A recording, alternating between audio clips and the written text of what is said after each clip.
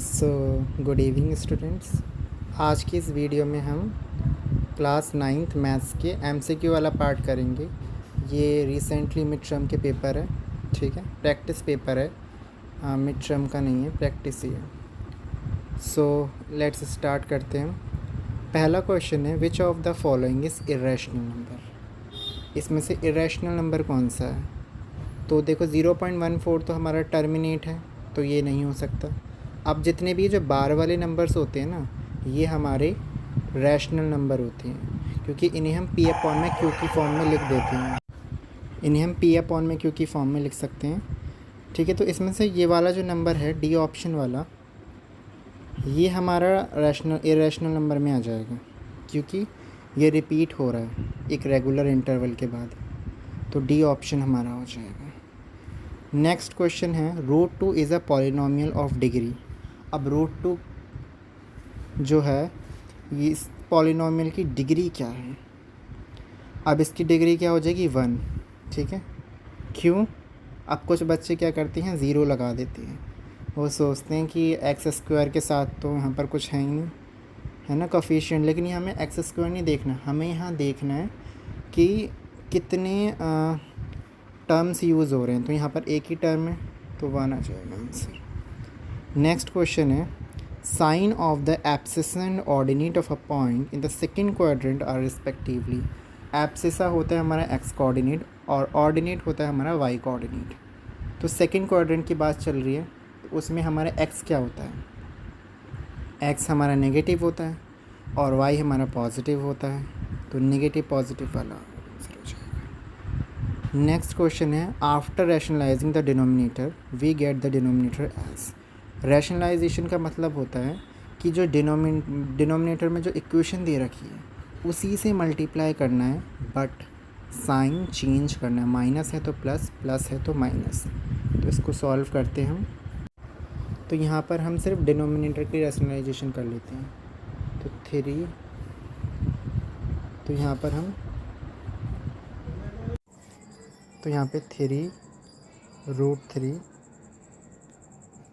Minus 2√2 की multiply कर देंगे 3√3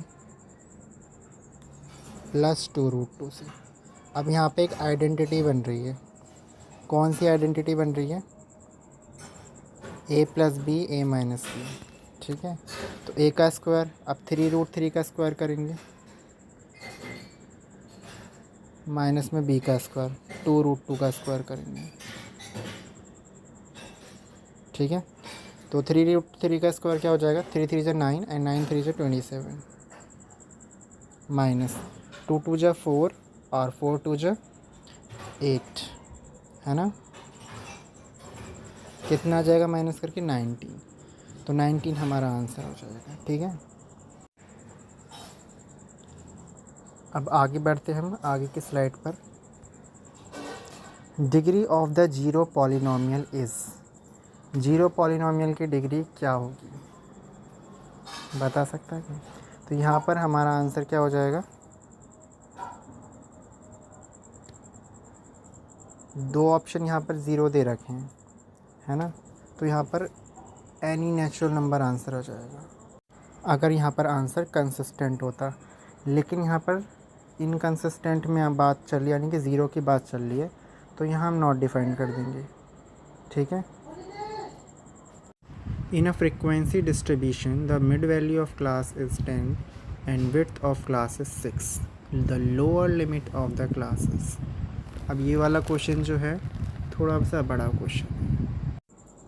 हमें मिड वैल्यू दे रखी है 10। तो मिड वैल्यू का फॉर्मूला होता है L प्लस में U अपॉन में 2 इक्वल टू 10 हमें दे रखा है। तो यहाँ से upper limit plus lower limit का सम हमें मिल गया 20, ठीक है। और विड्थ दे रखी है हमें 6। विड्थ का फॉर्मूला होता है upper limit minus lower limit equal to 6। अब इसे हमें सॉल्व करना होगा। तो अगर मैं यहाँ पर अपर लिमिट को 7 रखूँ और लोअर लिमिट को 13 रखूँ, ठीक है, तो मेरा 20 हो जाएगा, 7 प्लस 13। और लेकिन मेरा 7 माइनस 13 क्या हो जाएगा? माइनस का 6। तो मुझे अपर लिमिट को 13 लेना होगा और लोअर लिमिट को 6 लेना होगा। ठीक है, तो 6 में 7 लेना होगा। तो 13 और 7 को ऐड करेंगे तो 20 और सब्ट्रैक्ट करेंगे तो 6। ठीक है, तो यहाँ से हमारी लोअर लिमिट पूछी थी, तो लोअर लिमिट हमारी 7 आ गई। 7 आंसर हो जाएगा। नेक्स्ट क्वेश्चन है, x की वैल्यू बतानी है। अब यहाँ पे हमें 40 डिग्री 4x और 3x दे रखा है। यहाँ पे लीनियर पेयर लग जाएगा सिंपली। तो 4x और 3x कितने होते हैं, 7x, और 180 डिग्री में से माइनस करेंगे 40 डिग्री तो 140 डिग्री आ जाएगा। तो 7 डिवाइड में जाएगा, x की वैल्यू 20 डिग्री आ जाएगी। ठीक है, क्लास मार्क बताना है 130 से 150 के बीच का। इसमें क्या करेंगे, हम इन दोनों को तो ऐड करेंगे पहले। ठीक है, ऐड करने पे क्या आएगा, 180। ठीक है, फिर उसको डिवाइड करेंगे हम 2 से, तो 2 9 18। तो यहाँ पे 130 और 150 280 हो जाएगा। ठीक है, और 280 को हम डिवाइड करेंगे 2 से तो 140 हमारा आंसर हो जाएगा। ठीक है, अब यहाँ पे पॉलिनोमियल का क्वेश्चन है, x की जगह -1 रखना है और इक्वेशन की वैल्यू निकालनी है हमें। तो ये तो हो जाएगा -5। ठीक है, और ये -1 का स्क्वायर करेंगे तो 1 ही हो जाएगा, तो -4 और प्लस में 3, तो -5 और -4 माइनस का 9 और प्लस में 3 करेंगे तो -6 आंसर हो जाएगा। The angles of a triangle in the ratio 5:3:7। अब बताना है कि ये राइट एंगल है, एक्यूट, ऑब्ट्यूज या आइसोसेल्स। आइसोसेल्स तो हो नहीं सकते, वरना तो 2 रेशो हमें बराबर दे रखे होते हैं, है ना। अब राइट एंगल चेक कर सकते हैं हम। 5 का स्क्वायर 25 होता है और 3 का स्क्वायर 9 होता है ना, और 7 का 49 होता है। तो 25, 9 और 49, इनका बन रहा है रिलेशन, कुछ नहीं बन रहा, है ना। तो फिर या तो ये एक्यूट होंगे या फिर ये ऑब्ट्यूज होगा। तो यहाँ पे एंगल निकालने पड़ेंगे। तो 5, 3 और 7 कितने हो जाएंगे, 15। तो 15x की हम डिवाइड करेंगे 180 से, एंगल सम प्रॉपर्टी लगाकर। तो हमारा आंसर जाएगा 15 एकम 15 एंड 6 2 सॉरी, तो 12 आंसर आ जाएगा। अब जितने भी एंगल आएंगे वो सारे 90 से छोटे आएंगे जब हम इसकी मल्टीप्लाई करेंगे 12 की, 5 से, 3 से और 7 से। 12 7 जो 84, 12 3 जो 36 एंड 12 5 जो 60। तो तीनों एंगल 90 से छोटे हैं ना, तो यहाँ पर एक्यूट एंगल ट्रायंगल ऑप्शन आ जाएगा। A linear equation in 2 variable in the form of ax + by + c = 0 where. यहाँ पर क्या चीज़ ज़ीरो नहीं हो सकती, ये बताना है हमें लीनियर इक्वेशन बनाने के लिए। अब 2 वेरिएबल है ना, तो ना तो a ज़ीरो हो सकता ना b ज़ीरो हो सकता, तो फर्स्ट आंसर हो जाएगा। क्योंकि दोनों में से एक भी ज़ीरो होगा तो ये 1 वेरिएबल बन जाएगा, और दोनों ज़ीरो हुआ तो ये बनेगा ही नहीं फिर इक्वेशन। नेक्स्ट हमें बताना है एंगल PQR कितना होगा।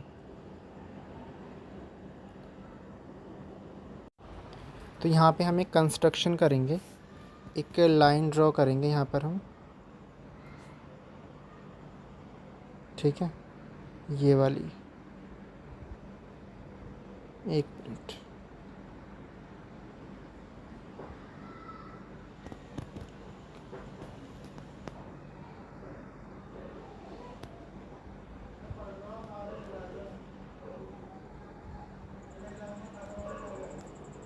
इस टाइप से।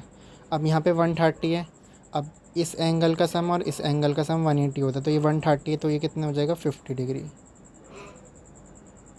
और ये 110 है, 110 डिग्री, तो ये हो जाएगा 180 में से माइनस करेंगे तो 70 डिग्री। अब लीनियर पेयर लगा देंगे तो ये PQR वाला एंगल निकल जाएगा। 70 + 50 120 होते हैं, तो ये हो जाएगा हमारा 60 डिग्री। ठीक है, तो ये 60 डिग्री आंसर हो जाएगा ये।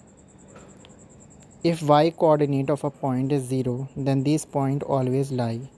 जब हमारा y कोऑर्डिनेट जो है वो 0 होगा, तो पूछ रहे हैं कि पॉइंट कहाँ पर लाई करेगा। तो फिर इस टाइप से हमारी एक्सेस होती है ना। तो यहाँ पर पॉइंट लाई करना चाहिए वाई एक्सिस पर, वाई एक्सिस पे नहीं एक्स एक्सिस पर, है ना।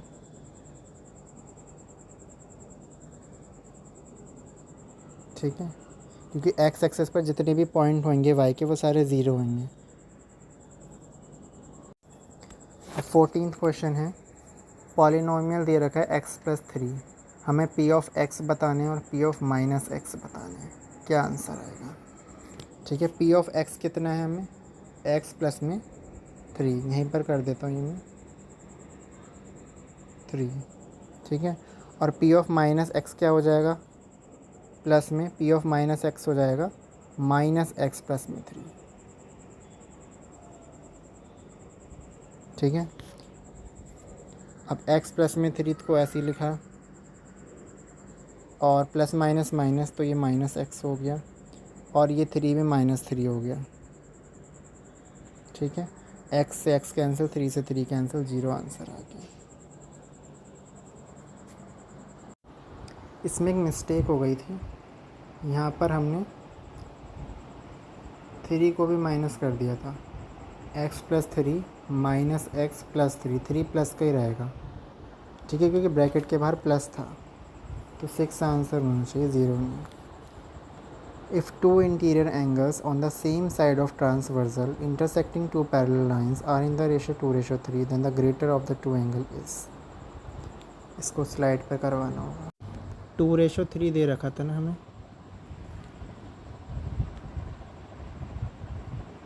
तो दोनों इंटीरियर एंगल का सम 180 होता है, पता ही है आपको। 2x प्लस में 3x, 5x equal to 180, x आ गया 5 3 × 15 एंड 36 से मल्टीप्लाई करेंगे तो ये हो जाएगा 72, और ये हो जाएगा 108 डिग्री, तो बड़ा 108 है ना, तो 108 आंसर हो जाएगा इसमें। ठीक है, इसका 6 था। The linear equation 3x - y equal to x - 1, इसके कितने सॉल्यूशन हैं हमें ये बताना है। तो इसको अरेंज करना पड़ेगा। 3x, अब ये वाला x इधर आएगा माइनस में, ठीक है, y माइनस का रहेगा, और 1 इधर ले आएंगे प्लस का, इक्वल टू 0। अब 3x - x 2x, माइनस में y, प्लस में 1 इक्वल टू 0। अब यहाँ पर इन्फिनिटली मैनी सोल्यूशन आ जाएगा, x और y की जैसे जैसे वैल्यू बदलते जाएंगे आंसर भी आते जाएंगे।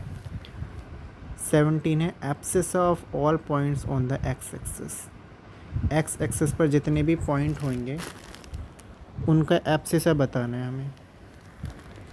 अब जब हम एक्सिस बनाएंगे तो ये वाली हमारी x एक्सिस हो जाएगी, तो यहाँ पे तो कई सारे पॉइंट्स आ जाएंगे एब्सिस में।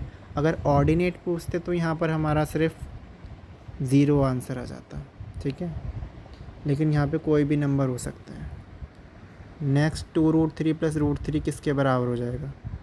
अब इसमें से हम 2√3 और √3 को ऐड करेंगे तो 3√3 हो जाएगा, लेकिन कैसे आएगा अगर ये देखना है तो देखो, मेरे पास था 2√3 प्लस में √3।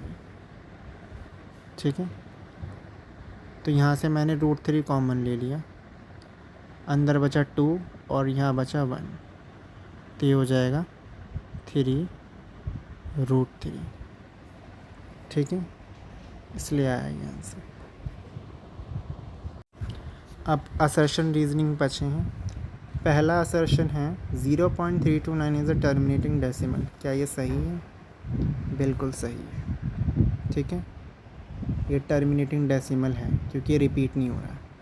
Reason, a decimal in which a digit or a set of digits is repeated periodically is called a repeating or recurring decimal। किसी भी डेसिमल में अगर कोई set of digit bar bar repeat कर रहे हैं पीरियोडिकली, ठीक है, तो उसको हम रिपीटिंग बोलेंगे और रिकरिंग बोलेंगे। बिल्कुल सही है, और इसका रीज़न भी सही है, तो इसका आपका ए हो जाएगा। दोनों असर्शन रीज़न सही है और एक्सप्लेनेशन भी करेक्ट है। 20, there are infinite number of line passes through 3, 2। सही है ये। ठीक है, कोई भी एक पॉइंट ले लो, उससे आप जितनी मर्जी लाइन पास कराना चाहो करा सकते हो। रीज़न में ए linear equation in 2 variable has infinitely many solution, बिल्कुल सही है रीज़न भी। ठीक है, तो इसका भी ए आंसर हो जाएगा। एक्सप्लेनेशन दे रहा है कि इन्फिनिट नंबर ऑफ लाइन पास क्यों हो रही है, क्योंकि इसके सॉल्यूशन इन्फिनिट हैं। ठीक है, तो यहाँ पर एमसीक्यू ख़त्म होते हैं सारे। आपको अगर कोई एमसीक्यू समझ ना आया हो तो आप कमेंट में लिख सकते हो, मैं दोबारा से उसे रिपीट कर दूँगा। Thank you.